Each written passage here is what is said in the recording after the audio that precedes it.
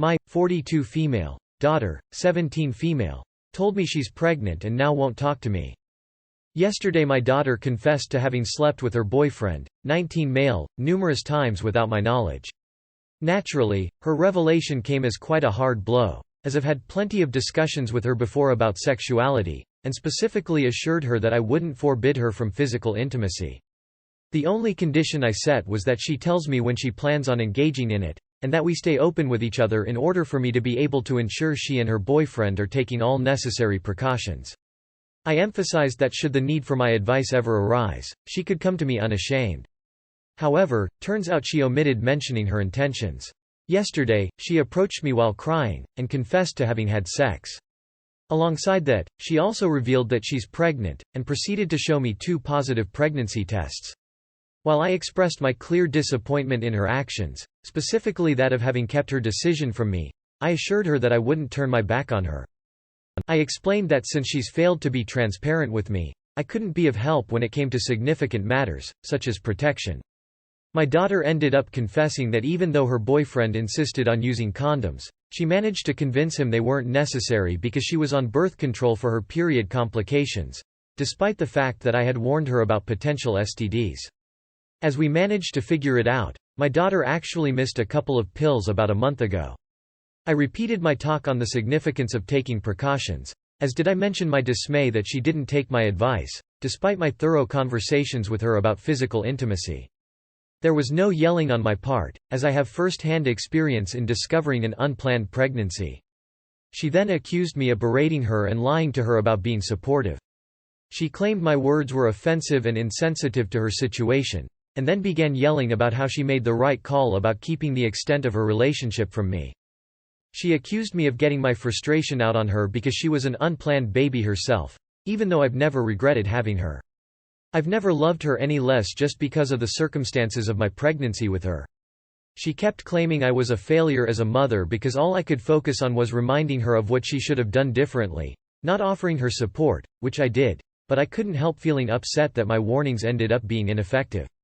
I assured her I only ever wanted to prevent her from following in my footsteps, especially because my unplanned pregnancy caused my daughter's father to leave.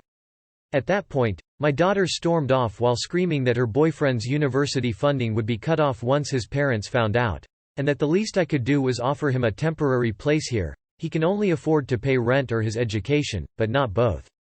He's a very hard-working and respectful person, and based on what my daughter had shared, he's aware of the situation and intends to stick around, so I'd be actually willing to let him stay with us so long as he pulls his weight around the house, as well as respects some boundaries. The age of consent is 16 where we live, so at least he's not going to get in trouble. I'm genuinely glad we won't have to partake in any potential legal cases. I wanted to discuss this option with my daughter, but she's unwilling to talk to me at all since her tantrum yesterday. I plan on being patient with her, but I can't help wishing we could sit down and have a conversation about what she wants to do, as well as the pros and cons of each option. I may have had an unplanned pregnancy when I was 25. But I was an adult by then, with relatively stable finances and emotional support. On the contrary, she's only 17, so I'll have to explain to her the additional complications which could pose as challenges. I'd greatly appreciate any advice on how to approach my daughter without triggering her again.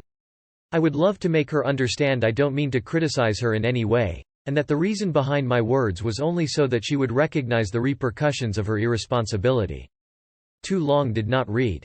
My daughter revealed she's gotten pregnant, and accused me of lacking support after I had politely expressed my dismay that she failed to heed my words about protection and unplanned pregnancy, and that she didn't keep her promise of talking to me when she was thinking of engaging in physical intimacy for the first time.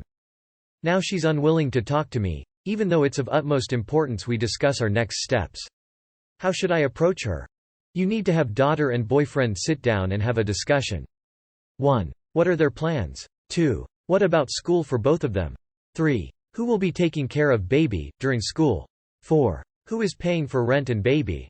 5. Is an abortion an option? You were repeating past conversations and telling her how bad she messed up.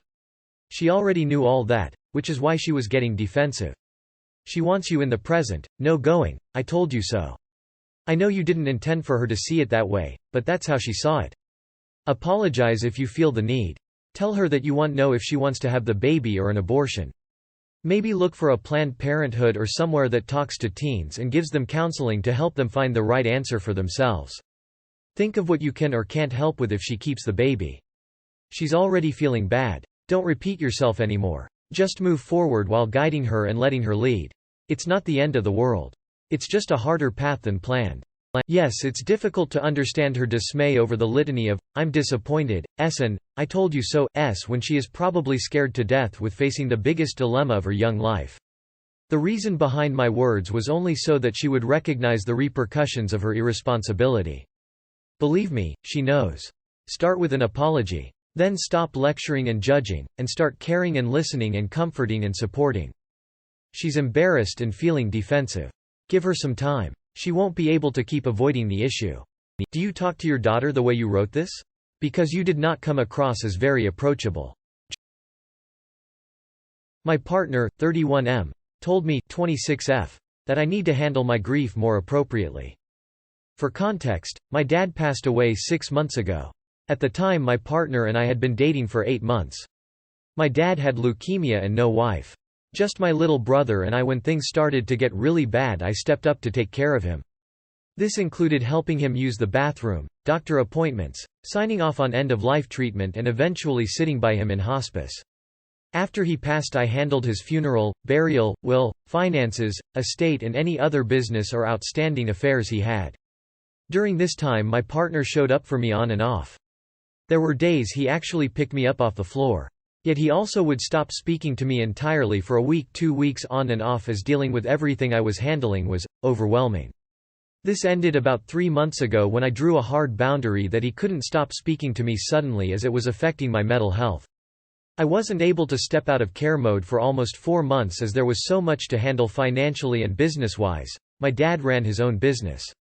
When I finally did, processing what had happened came to the forefront. Also, to preface, I have been seeing a therapist weekly for the past 4 months. I started biking, going to yoga, quit alcohol, changed my diet entirely, writing, sewing, reading, etc. Just recently, I have been feeling grief extra heavy. I've been having more heavy moments in the past 3-4 weeks. Called him on my way to work crying as I couldn't stop thinking about my dad. Spent a few days unable to get out of bed until I physically had to do something, which is very unlike me. I also went to his office a few days ago. It was just him and I there. He's a massage therapist. His office is on the same street as my dad's hospice center. I'm not sure why, but when I turned down the road I just started uncontrollably sobbing. It was very triggering out of nowhere. I was a mess and crying in the corner of his office, where he got upset and asked me, why the fuck I'm crying. I told him I just needed a hug and he said he doesn't want to touch me when I'm like this. After we finished at his office, he told me he feels like I don't understand how to appropriately handle my grief and that I cry a lot over my dad. He said seeing me sad is affecting him too much and that he wants me to be happy if we're going to be together. That it's putting him through it to see me like this and making him depressed, and that I only think about myself when it comes to feeling sadness.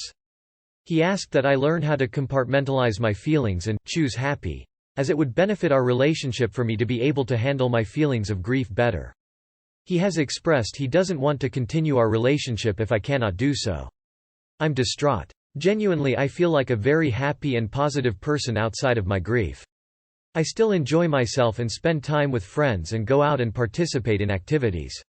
Should I be keeping my feelings to myself on this? Is it inappropriate to cry about something so much in front of someone?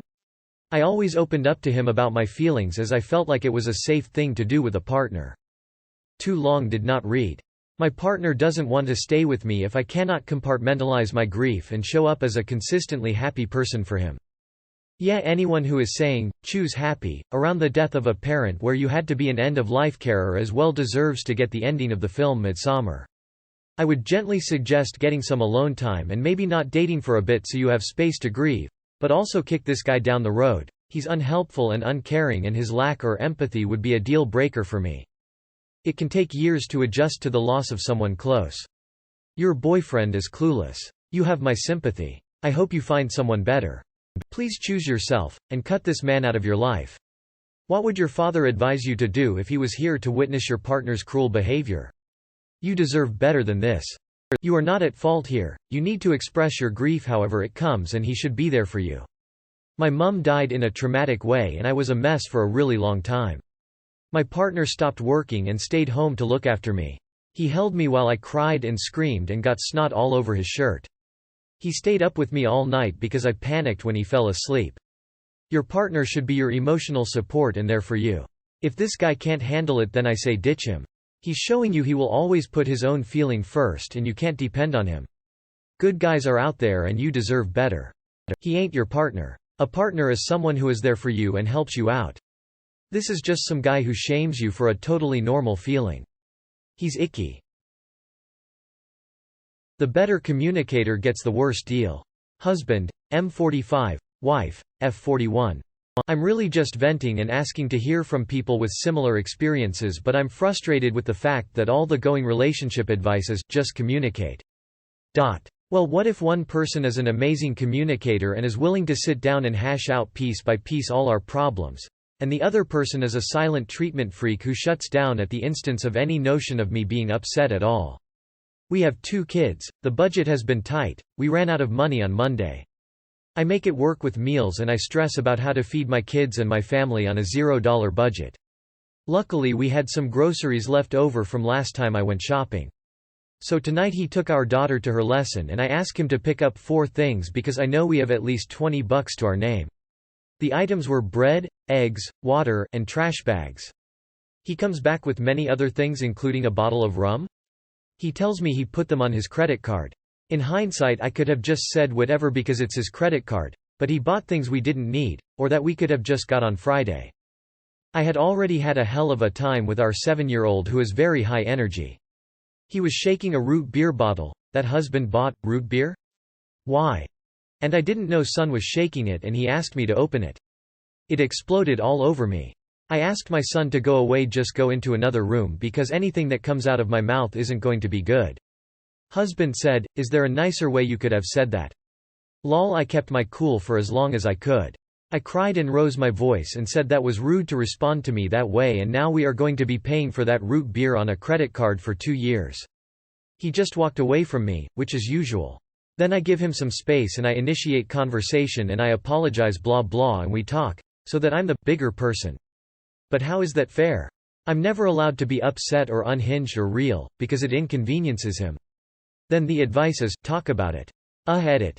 I appreciate the people here empathizing with me and making suggestions, but telling me to seek professional help is more valuable not being said. Not all people can afford that. Also, you are assuming we haven't been to marriage counseling. We have. Also, I'm not leaving my kids. I'm not in an abusive situation that warrants separation. I just needed to voice my frustration and a lot of people here helped me, thank you. Once my kids grow up he can walk away all he wants. I wouldn't care if we didn't have kids. I was simply looking for advice about what I could do in the moment and how to regulate myself, or maybe what to say to my kids when dad just walks away. Therapy and marriage counseling is not always a fix, especially when good advice is normally for people to walk away when they need to. If anything, it would add to his weaponization of, I just need to walk away and process. Then the advice to him is to come back to me once he is processed, but then it's on me to be ready for the conversation and by that time I'm over it and I've figured it out myself, so I want nothing to do with him. So yes, I am well aware how professional help works in most cases. It must be incredibly difficult and it sounds like you are doing your best. Hang in there. Communication only works when both partners are operating in good faith, respect each other, and care about having a functional, healthy relationship. Communication can't overcome contempt or abuse. There's a reason, many reasons, why the advice is to not do couples therapy in an abusive relationship. If 2 people want to dance with each other but keep tripping and stepping on each other's toes because they haven't agreed on choreography, then communication can fix that. If you want to dance and your partner keeps kicking you in the shins, tripping you, and stomping on your toes on purpose, the problem isn't communication and can't be fixed with communication. The problem is that one person is an asshole and you should stop trying to dance with them. Reading your desperate words here made me feel small and full of heartache. It's easy to be the bigger of 2 when the other, I am sorry I can't type, builds a wall on top of the bar. IDK if this is realistic, but don't send him shopping with cards that are also in your name. Better yet, don't send him shopping at all. You go and get what is needed and have that reprise while he's with the kids. I don't have a spouse or children, so I shouldn't be here, honestly. I am just pissed on your behalf. Chiming in as the shutting down partner. My partner is the venter. I'm the quiet one, in my eyes. Venting leads to absolutely nothing except exploding emotions. Both parties need a time-out. Then not an apology from you, but more of a, okay, ready to talk? My partner also always thinks I'm waiting for an apology when I've literally never asked for one. I just like to be in my own head, otherwise I talk in circles. And try to use, I feel, statements after you both have a few minutes apart. I just felt really upset when you did X because it reminds me of Y. If he really is just quiet waiting for an apology, you either need couples counseling or count your losses. Interesting. Look up covert narcissist. It hopefully doesn't apply at all. But if it does, you will know, and may be surprised to learn such people exist. My 33M girlfriend, 29F, having male friend sleeping in her room. I have been dating this girl for about 3 months now. 1 month ago, she mentioned that she has a friend who lives far away and is visiting our state. Since she shares a living space with roommates, she initially suggested that he would sleep in her bed because she is not living alone and has roommates.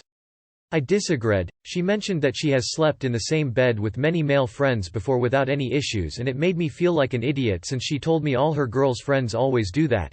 It's normal for women to sleep in the same bed with male friends, and I'm a weird to think it's not normal. Is this normal? However, I later expressed my discomfort with the idea. She then agreed that she would sleep in her bed, and he could use a floor bed instead. I had no choice but to agree since I didn't want to raise the argument further. Despite this compromise, I still feel uneasy about the situation and still makes me uncomfortable.